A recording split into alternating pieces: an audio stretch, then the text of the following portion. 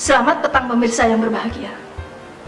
Kembali berjumpa dengan kami dalam segmen informasi iklim Provinsi Bali yang akan memberikan informasi kepada pemirsa terkait dengan analisis dan perakiraan iklim beberapa bulan ke depan. Para pemirsa sekalian, sebagian dari kita mungkin akan merasa nyaman terkait dengan kondisi cuaca dan iklim saat ini. Para pelaku bisnis di bidang pariwisata, khususnya di Pulau Bali, akan bisa memberikan pelayanan lebih baik kepada tamunya. Ketika ditunjang dengan cuaca dan iklim yang cerah dan sedikit agak panas. Demikian juga dengan pelaku bisnis di bidang properti maupun transportasi bahkan nelayan. Namun tidak dengan para petani. Musim kemarau ini membuat lahan dan sawah mereka dibiarkan kering, tak tertanamin akibat pasokan air yang kurang. Itu hanya beberapa contoh bagian cuaca dan iklim sangat mempengaruhi sendi kehidupan kita. Dan kami sangat memahami hal tersebut. Untuk itu, kami sampaikan informasi iklim terkait evaluasi curah hujan September 2015 dan perakiraan musim hujan 2015-2016 Provinsi Bali,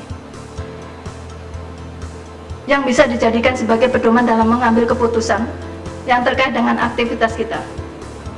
Analisis curah hujan bulan September tahun 2015. Dari peta analisis curah hujan dapat kita lihat bahwa curah hujan di seluruh Bali tercatat antara 0 sampai 20 mm, kategori rendah dengan sifat di bawah normal. Artinya, curah hujan yang turun lebih rendah dari biasanya.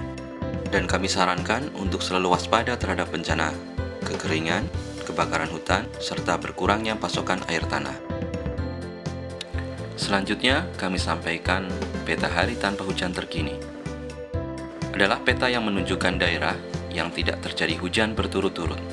Terdapat beberapa kriteria, diantaranya sangat panjang dan kekeringan ekstrim. Untuk daerah tanpa hujan lebih dari 60 hari berturut-turut terjadi di sebagian Bali Utara dan Selatan.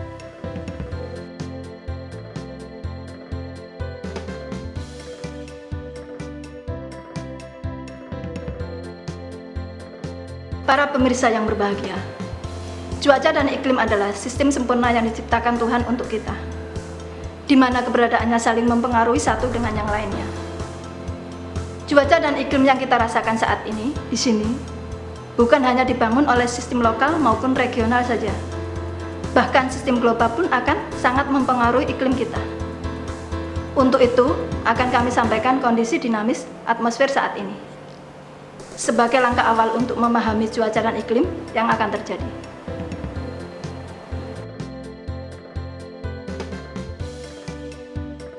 Dinamika atmosfer terkini. Beberapa yang membangun sistem cuaca dan iklim di Bali diantaranya adalah angin muson. Terlihat angin timuran di sebelah selatan ekuator masih terlihat dominan. Dan hal ini masih mengindikasikan bahwa musim kemarau masih terjadi dan akan terus berlangsung hingga beberapa bulan ke depan. Suhu muka laut.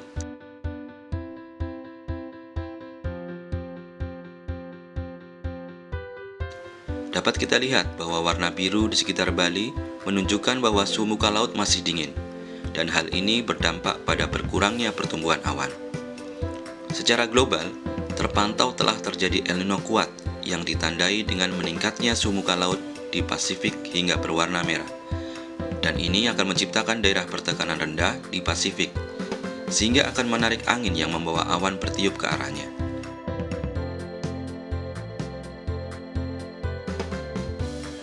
Sehingga secara sederhana dapat dikatakan bahwa awan-awan hujan kita berpindah ke Pasifik.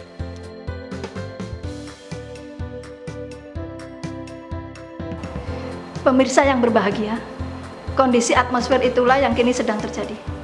Dan tentu saja ini sangat berpengaruh terhadap cuaca dan iklim di Bali saat ini, bahkan untuk beberapa bulan ke depan. Berdasarkan kondisi tersebut dan model perakiraan yang kami miliki, serta dengan memperhatikan data historis, maka kami bisa memperhatikan awal musim hujan di Pulau Bali.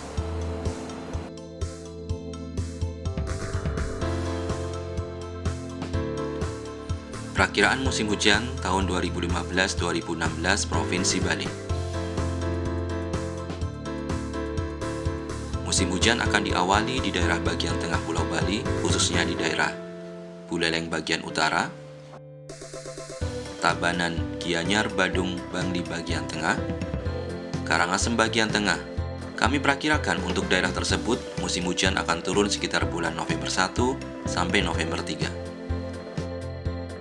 Menyusul untuk Bali Tengah dan Bali Selatan, khususnya di daerah Buleleng Jembrana bagian utara, Jembrana dan Tabanan bagian selatan, Tabanan dan Badung bagian selatan serta Denpasar, Tabanan, Badung dan Gianyar bagian utara, Bangli bagian utara, Gianyar, Klungkung, Karangasem bagian selatan, Karangasem bagian timur. Kami perkirakan untuk daerah tersebut musim hujan akan turun sekitar bulan November 2 sampai Desember 1.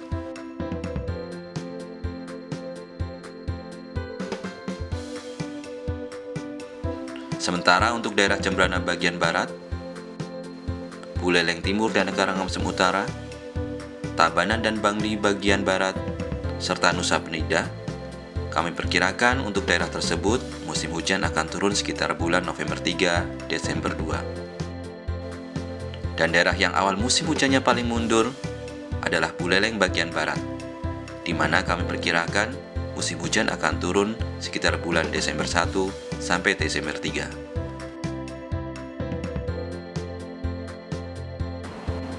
Para pemirsa sekalian, demikian informasi iklim yang bisa kami sampaikan, dan kami berharap informasi ini dapat berguna dan bermanfaat untuk kita semua.